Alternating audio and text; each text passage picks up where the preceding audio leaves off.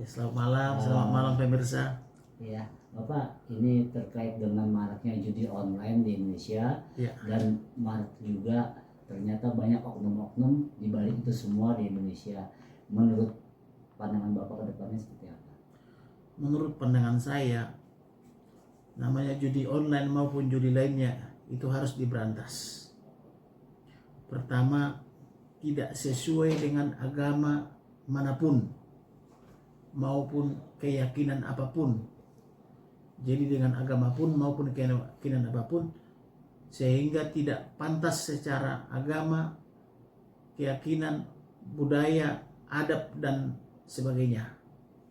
Oleh karena itu tidak ada dasar bagi rakyat Indonesia atau bagi aparatur memberlakukan judi online. Memang marak saya dengar pemain judi online, antara lain di seperti di Batam kemarin yang sampai ratusan miliar katanya, di Medan juga saya mendengar, kemudian di Batam, kemudian di Jakarta, kemudian di kota-kota lainnya. Oleh karena itu ini adalah tugas Propam. Polisi militer juga harus bertanggung jawab selain Propam, karena ternyata aparatur di bawahnya atau aparatur pemerintah maupun TNI ada juga yang bermain-main dengan bermain judi online. Oleh karena itu kepada TNI dan polisi diminta untuk tidak bermain judi, karena ini adalah tidak sesuai dengan ajaran apapun nilai-nilai luhur kita. Pak, tapi kan netizen juga jadi pro kontra juga nih, bahwa disebut polisi itu yakin bisa memberantas gitu. Jadi netizen menganggap bahwa polisi itu tetap aja melindungi gitu. Iya, oleh karena itu silakan dilaporkan. Laporkan ke saya boleh, laporkan yang masih takut-takut dengan berhadapan dengan aparatur pemerintah, laporkan ke polisi atau polisi terdekat boleh. Tapi laporkan kantor pengacaranya juga lebih terdekat boleh, karena lapor ke pengacara kan tidak ada ketakutan. Tapi kalau lapor ke polisi kadang takut karena tidak semua aparatur itu kan dianggap bertingkat baik ya. Tapi oleh karena itu, karena sekarang sudah zaman judi online tapi juga zaman media online, laporkan aja, karena tidak perlu takut, karena no action, no viral, no justice gitu ya. Pak, soal data PPATK tentang adanya sekitar 1.000 anggota legislatif yang terlibat judi online dengan transaksi per orang tuh senilai 25 miliar, dan totalnya ada sekitar 6.850 transaksi. Itu menurut Bapak seperti apa, Pak? Ya memang kalau benar itulah perbuatan, maaf kata, biadab, karena masyarakat kita masyarakat yang sangat rendah ekonominya, ekonomi negara kita juga sangat rendah, nilai mata uang kita juga sangat rendah. Di zaman SBY masih 10.000 per dolar. Di zaman Jokowi ini hampir 16.000 per dolar. Artinya 50% nilai mata uang rupiah Indonesia itu anjlok gitu loh. Jadi kalau masih ada misalnya aparatur pemerintah Indonesia termasuk legislatif maupun yudikatif yang masih bermain-main dengan judi online itu adalah perbuatan biadab. Sehingga oleh karena itu, kalau kalian mengetahui atau ada masyarakat mengetahui, silakan dilaporkan kantor pengacaranya atau ke kantor polisi terdekat, akan diberantas. Kalau tidak diberantas di situ, lapor ke saya. Ya. Tapi Bapak setuju nggak sih Pak? Kan kemarin juga udah desain juga bahwa keluarga korban judol berhak mendapatkan bansos. Gimana? Keluarga korban judol berhak mendapatkan bansos, bantuan. Korban judol. Judi online. Oh, judi online. Keluarganya. Tidak bisa lah, namanya juga judi online itu kan, itu namanya perbuatan mohon maaf ya, perbuatan biadab gitu loh. Jadi namanya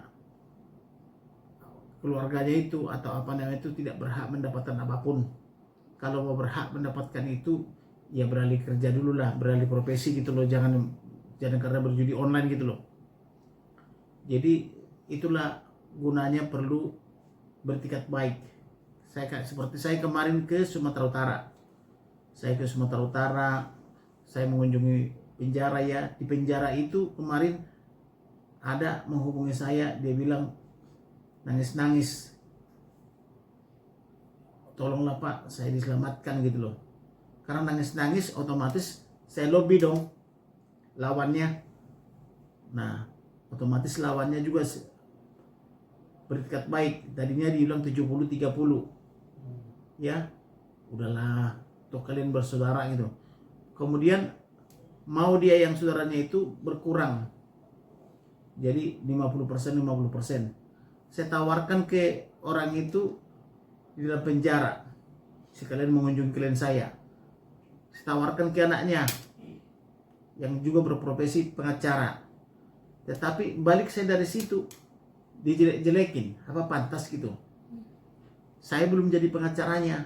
Dia bilang saya katanya pengacara tidak berikat baik. Saya tidak menjalankan pengacara loh.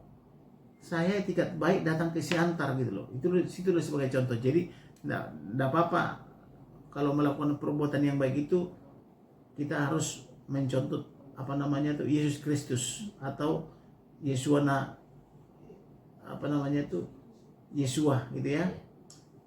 Kita berbuat baik, Tuhan tidak akan baik. Tuhan juga akan berbaik sama kita. Bukan berarti kalau kita berbuat baik, orang lain akan apa namanya akan berbuat baik kepada kita. Bisa juga jadi fitnah yang datang gitu loh.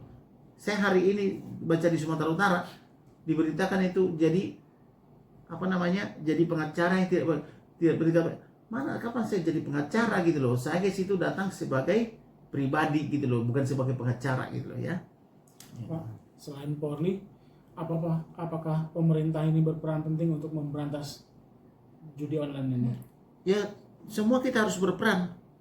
Pemerintah melalui aparatur, polisi dan tentara, kemudian melalui aparaturnya legislatif, melalui aparaturnya pemerintah, melalui masyarakat juga. Jadi semua itu sinergi gitu loh. Jadi tidak boleh ada yang bermain judi online maupun judi lainnya atau judi biasa gitu loh. Jadi untuk memberantas ini pemerintah dan Polri harus seperti apa nih Pak? Harus aktif. Baik pemerintah maupun masyarakat harus aktif. Jadi jangan cuma ada pemerintah jangan main judi. Nggak boleh begitu. Ada pemerintah atau tidak pemerintah tidak boleh main judi. Karena permainan judi itu adalah hasilnya buruk. Karena kalau main judi bisa menang, tapi kebanyakan rugi. Dan keluarga menjadi tidak sukses, menjadi tidak sekolah, menjadi tidak aktif gitu loh. Karena namanya main judi kan otomatis angan-angannya dapat istri yang cantik gitu kan, suami yang bahenol atau istri yang bahenol gitu kan, tahu-tahu kalah. Kan nggak dapat itu kan. Jadi otomatis kalau main judi itu hanya pikirannya berangan-angan terlalu jauh gitu loh. Tidak realistis gitu loh, ya. Kalau ada orang main judi, sebaiknya dikasih tahu kepada aparatur pemerintah setempat dan kepada kantor pengacara. Itu pasti dibredel itu, ya. Kalau ada pengacara yang membiarkan, lapor ke sini. Di sini tidak ada dibiarkan main judi. Kalau ada main judi, langsung dilapor kepada polisi. Ya. Dan itu janji Kepala Propam Republik Indonesia, Perganti Sambo, itu pemain judi online pasti diberantas. Kalau ada aparatur pemain judi online, pasti pecat gitu, ya. Bang, tapi gimana pendapat abang, bapak dengan istilah no viral no justice? No viral no justice ya. Memang sekarang itu adalah Zamannya serba viral. Karena eranya adalah sudah online. Memang seringkali kalau persoalan di masyarakat itu kalau nggak diviralkan tidak ditangani. Tapi kalau sudah viral ditangani. Karena banyak juga permasalahan itu sudah bertahun-tahun tidak tuntas ditangani oleh aparatur. Tapi kalau begitu viral itu di online di apapun namanya itu, di media-media lainnya langsung ditangani. Sebagai contoh lah yang Vina. Yeah. Vina itu kan 8 tahun, tapi karena dibuat film, sekarang jadi viral lagi gitu loh. Maka no viral, no justice. Tapi ke depan jangan begitu lagi lah. Semua masyarakat Indonesia harus dilayani dengan baik. Nah, judul ini kan judi online ini kan viral kembali setelah, mohon maaf nih Pak, yang kemarin itu kan ada seorang poluan membakar suaminya yang polisi gitu. Nah, menurut Bapak sendiri yang namanya pembunuhan atau membakar itu udah tindakan kriminal. Tapi dengan si poluan ini kan katanya baby blues gitu. Menurut Bapak tanggapannya seperti apa, Pak? Ya, kalau menurut saya sih kurang begitu mendalami sampai sejauh itu ya. Tapi kalau ada pun melakukan perbuatan itu adalah tidak sia-sia. Tapi menurut saya tidak tepat gitu loh. Jadi lebih bagus misalnya, apalagi dia polisi, diproses secara hukum gitu loh. Tentu kan apalagi dia polisi kan tahu dong cara-caranya gitu ya. Karena kalau polisi juga membakar pasangannya atau suaminya hidup-hidup, apalagi masyarakat biasa gitu loh. Nah, tapi di sini juga judi online ini banyaknya keterlibatan dari oknum-oknum kepolisian. Aparatur gitu aja. Iya, aparatur negara. Gimana nih Pak? Nah, memang itu yang kita sayangkan. Memang aparatur negara banyak yang bermain di sini. Pertama karena faktor gajinya katanya terlalu kecil, maka alasan jadi bermain judi. Nah, kalau saya berpikir begini, gajimu saja kecil apalagi bermain judi. Kan bermain judi kan bisa dua kemungkinan, kalah dan menang. Bagaimana kalau kalah? Pemilik gaji yang kecil otomatis tidak lagi dibawa ke rumah kan? Bagaimana kehidupan istri?